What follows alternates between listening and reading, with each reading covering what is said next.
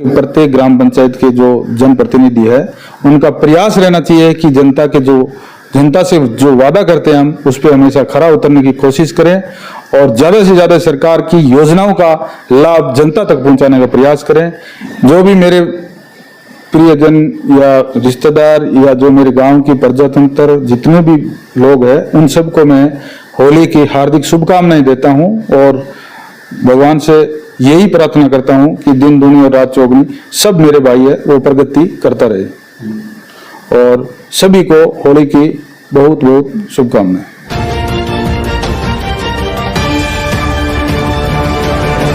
नमस्कार मित्रों, MW news मुखर वक्ता में आपका स्वागत है।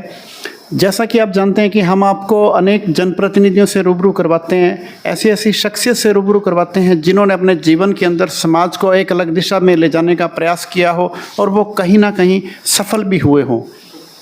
आज मैं अपनी टीम के साथ में पहुंचा हूं बीकानेर पंचायत समिति की ग्राम पंचायत कालासर में, जहां के सरपंच हैं श्रीमती पूनम देवी जी गुदारा और उनके जनप्रतिनिधि हैं राम लक्ष्मण जी गुदारा। आज मैं उनके साथ में मौजूद हूं, उनसे मैं जानूंगा कि जैसे कि कार्यकाल संपन्न होने को है, थोड़ा सा टाइम पीरियड पड़ा है, कैसा रहा कार्यकाल, क्या कुछ काम करवाए और किस तरह की परेशानियों का सामना करना पड़ा या बिना परेशानी के सभी काम होते गए। तो इसी बीच मैं स्वागत करूंगा। सबसे पहले गुदारा जी, आपका बहुत बहुत स्वागत और अभिनंदन हमारे चैनल में।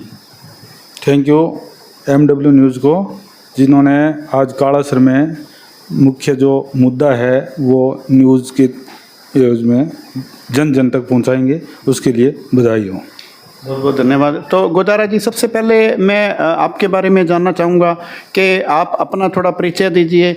जैसे आप सरपंच प्रतिनिधि के तौर पे आप जैसे काम कर रहे हैं और पहली बार सरपंच बने या पहले भी कभी ऐसा कोई आपको सौभाग्य मिला था? मेरी यही पहचान है कि मेरे जो गांव के लोग हैं, जो मेरी जनता है, उन्होंने मेरे को इस काबिल समझा और मुझे इस पद पर बिठाया है। इसके लिए मैं देवतुल्य जो जनता है उनका हार्दिक स्वागत एवं अभिनंदन करता हूं और उनकी हर डिमांड जहां तक हो पूरी करने की कोशिश करूंगा। सरकार के थ्रू, प्रशासन के थ्रू जो भी इनकी डिमांड रहेगी, मैं हमेशा यही प्रयत्न करता रहूँगा कि उनकी डिमांड पूरी करूँ। तो आप जैसे अभी आप सरपंच प्रतिनिधि के तौर पे आप काम देख रहे हैं, आप पहली बार आपको ये पदभार मिला है, पहले भी कभी ऐसा मौका मिला है? नहीं, वैसे दूसरे जैसे संगठन के पद है वो तो मिलते रहते हैं, लेकिन जो जनता द्वारा चुन के इसी पद पर मैं पहली बार विराजमान हुआ हूँ, इसके लिए मैं सारी जनता को बधाई देता हूँ। अब जैसे आपने बात करी है कि अनेक पद, ऐसे पद आपको पार्टी में मिले हैं, आपके पास में कौन कौन से पद रहे हैं और आज की तारीख में कौन कौन से पद हैं? मैं बीजेपी से बिलोंग करता हूँ और संगठन में महामंत्री, अध्यक्ष ऐसे पदों पर रहा हूँ। आज भी मैं जाट समाज से जिला अध्यक्ष हूँ, राष्ट्रीय जाट महासभा से, और जो भी आगे कोई दायित्व मिलेगा उसका भी मैं सम्मान के साथ प्रयास करता रहूँगा। तो अब जैसे बात करेंगे ग्राम पंचायत की, जैसे अपनी कालासर ग्राम पंचायत है, तो इसके अंदर आज एक टाइम था जब इस ग्राम पंचायत के अंदर अनेक गांव लगते थे। आज की तारीख में कितने गांव अपनी ग्राम पंचायत में लगते हैं और किस तरह से संपर्क क्षेत्र रहता है आपका?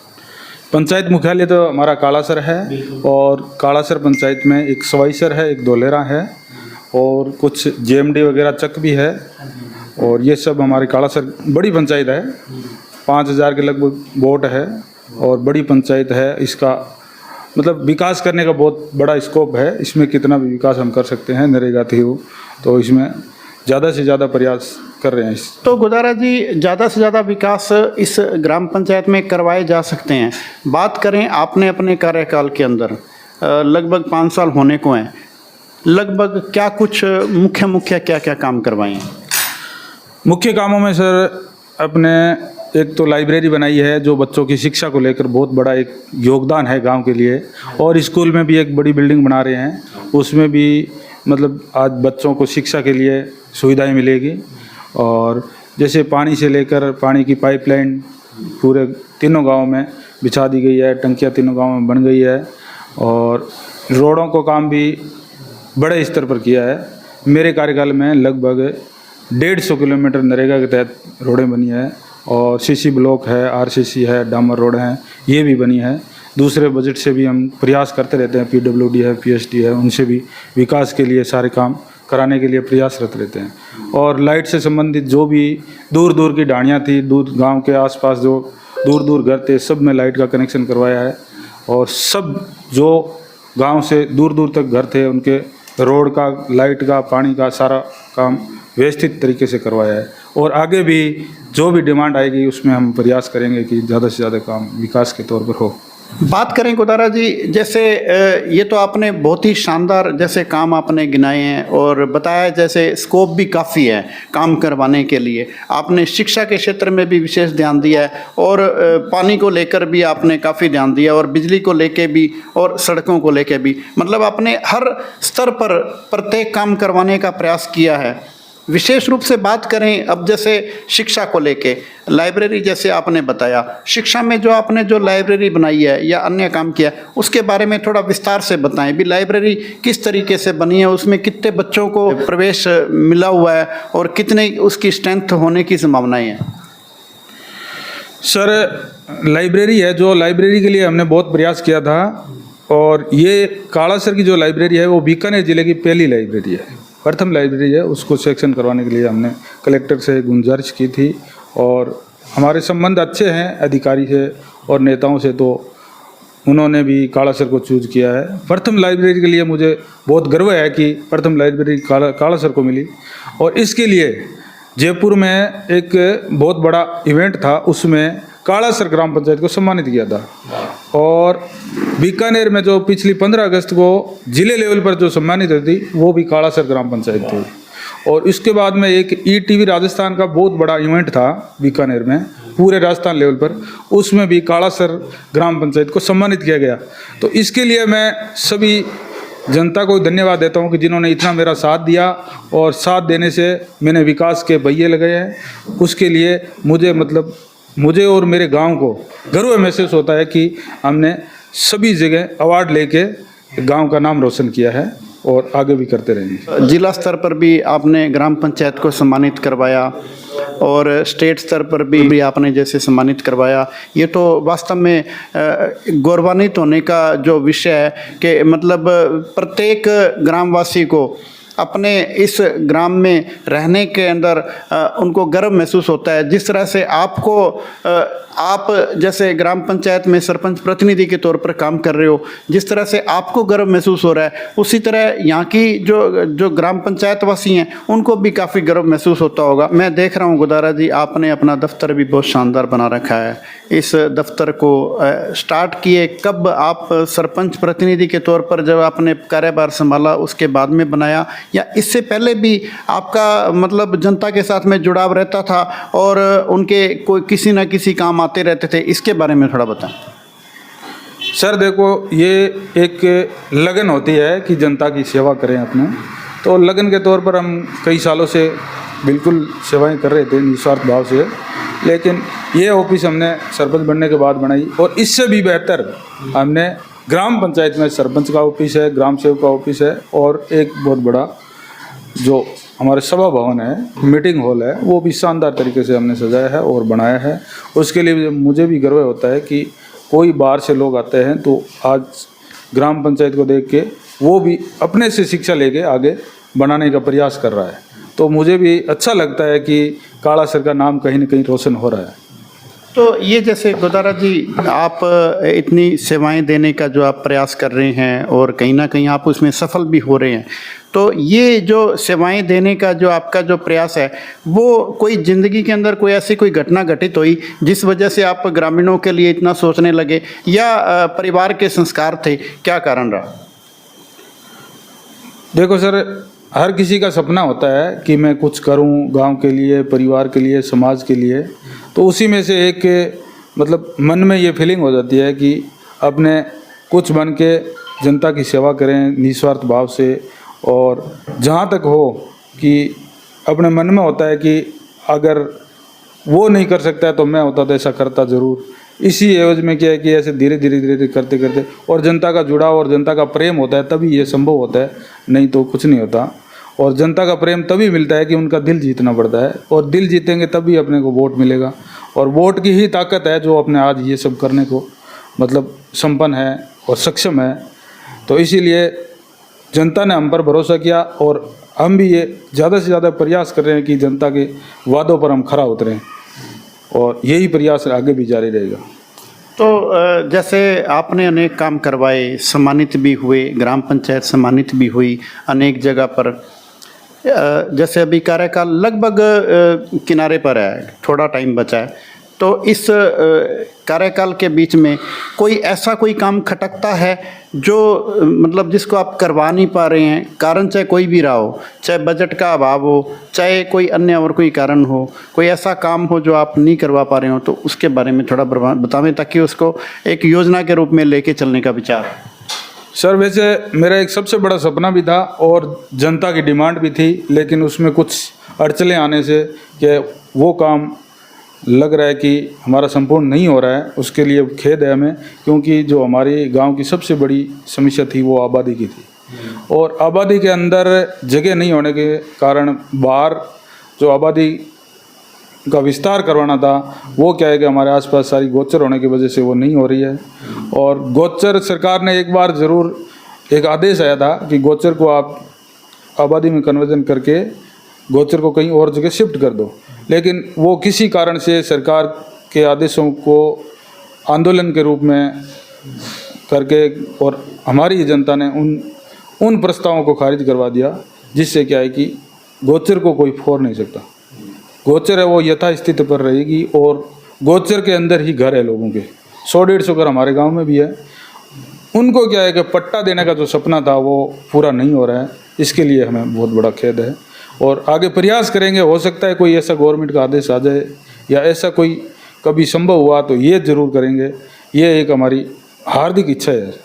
गोदारा जी, जैसे ग्राम पंचायत में आप काम करवाते हैं, अनेक काम आपने करवाए भी हैं। जैसे अभी मैं गांव में आया तो मेरे को ये भी पता लगा कि गोदारा जी ने काम करवाने में कोई कमी नहीं छोड़ी है, अनेक काम करवाए हैं। लेकिन ये भी एक सच्चाई है कि काम करवाने में अनेक परेशानियों का सामना करना पड़ रहा है। आपको विशेष रूप से कोई परेशानी आई या बड़ा इजी तरीके से हो गया? नहीं सर, ऐसी कोई परेशानी नहीं है। हमारा गांव बहुत ही सौहार्दपूर्ण है और सब भाईचारा मिल के रहते हैं। हमारे गांव में पार्टीबाजी नहीं है। हमारे गांव में जो चुनाव होता है, चुनाव के अगले दिन जो जीत की पार्टी होती है उसमें पूरा गांव शामिल होता है, चाहे वो पक्ष हो चाहे विपक्ष हो, सब हमारे घर खाना खाने आते हैं। जो भी जीतता है उसके साथ होते हैं, और उसके बाद 5 साल तक कोई द्वेष भावना नहीं रखते हैं वो, और सब मिल के काम करते हैं। विकास में सब लोग भागीदार होते हैं और सब लोग सहयोग करते हैं। विकास में कहीं भी कोई अड़चन नहीं आती है, विकास करने वाला होना चाहिए।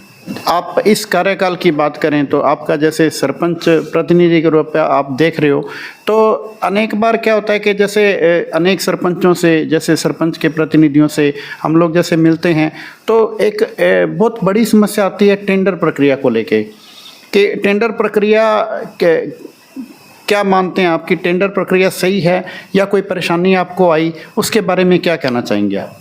नहीं सर, टेंडर प्रक्रिया में कोई प्रॉब्लम नहीं है। टेंडर प्रक्रिया एक सामान्य प्रक्रिया है, उसमें अखबार में इख्तियार निकलता है, ऑनलाइन होती है, सारी सार्वजनिक होती है। सार्वजनिक में कोई भी टेंडर लगा सकता है, और उसमें क्या है कि हमारा मटेरियल टेंडर होता है।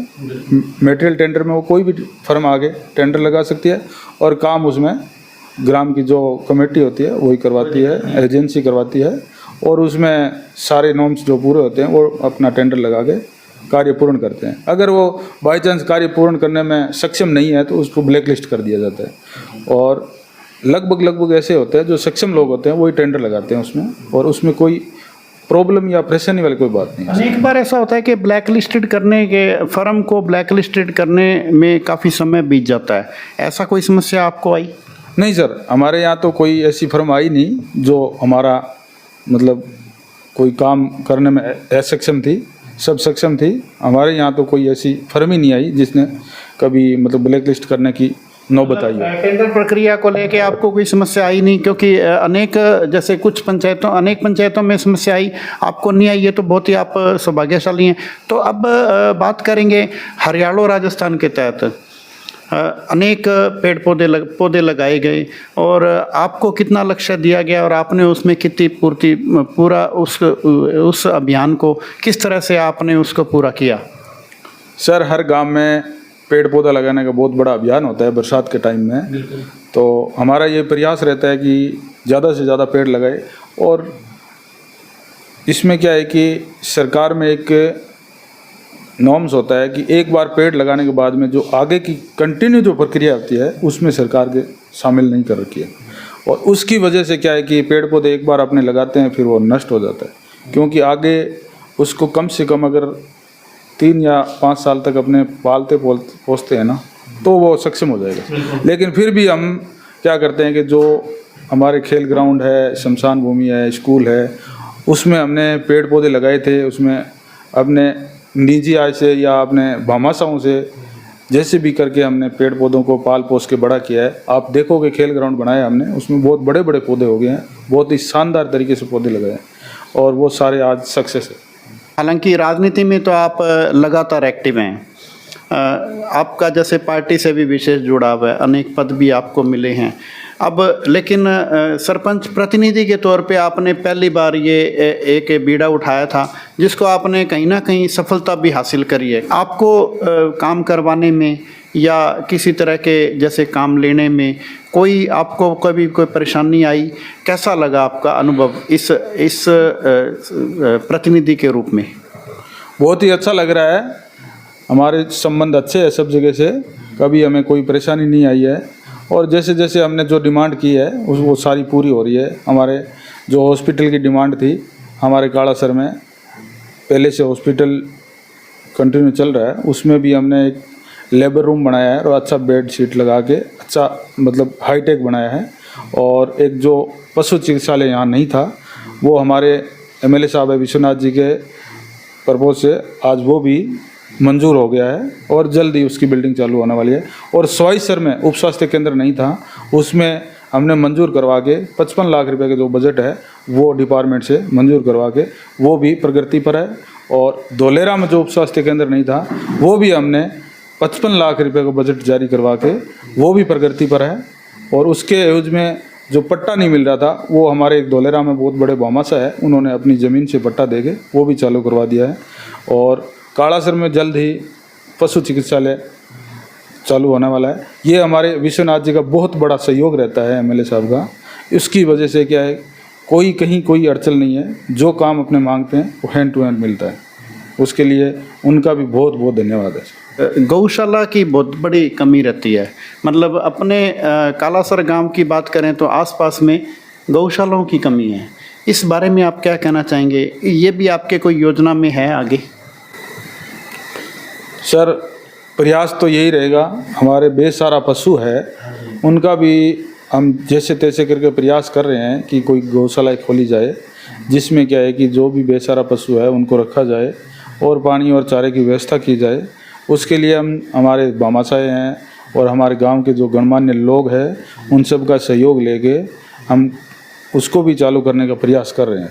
तो अब गोदारा जी, जितने भी दर्शक आपको देख रहे हैं, आपके मिलने वाले शुभचिंतक देख रहे हैं, केवल कालासर गांव के नहीं बल्कि आसपास के गांवों के जो ग्राम पंचायतों के लोग जैसे देख रहे हैं, उनको आप क्या संदेश देना चाहेंगे? क्या उनको अपील करना चाहेंगे? जो भी मेरे प्रियजन या रिश्तेदार या जो मेरे गांव की प्रजातंत्र जितने भी लोग हैं उन सबको मैं होली की हार्दिक शुभकामनाएं देता हूं और भगवान से यही प्रार्थना करता हूं कि दिन दुनी और रात चौगनी सब मेरे भाई है वो प्रगति करता रहे। सभी को होली की बहुत बहुत शुभकामनाएं। ग्राम पंचायत के जो जनप्रतिनिधि है उनका प्रयास रहना चाहिए कि जनता से जो वादा करते हैं हम उस पर हमेशा खरा उतरने की कोशिश करें और ज़्यादा से ज़्यादा सरकार की योजनाओं का लाभ जनता तक पहुंचाने का प्रयास करें। यही मेरा संदेश रहेगा।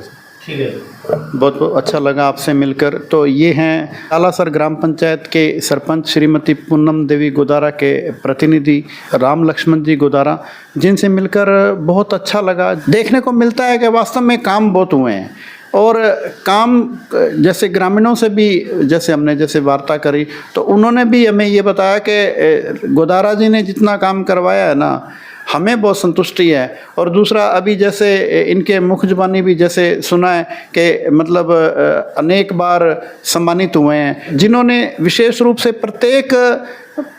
प्रत्येक प्रतिनिधि, प्रत्येक सरपंच प्रतिनिधि हो चाहे सरपंच हो, इन्होंने प्रत्येक व्यक्ति को ये आह्वान किया है कि जो भी ये पद आप लेते हो उस पद की गरिमा भी बनाए रखें, और जो वादे आप जनता से करते हैं उन वादों पर खरे उतरने का प्रयास करें, ताकि दोबारा जब हम वोट मांगें तो वोट मांगने के लिए हमें सर नीचा नहीं करना पड़े, सर उठा के वोट मांगें। ठीक है जी। MW न्यूज़ मुखर वक्ता में समय देने के लिए धन्यवाद, बहुत बहुत धन्यवाद।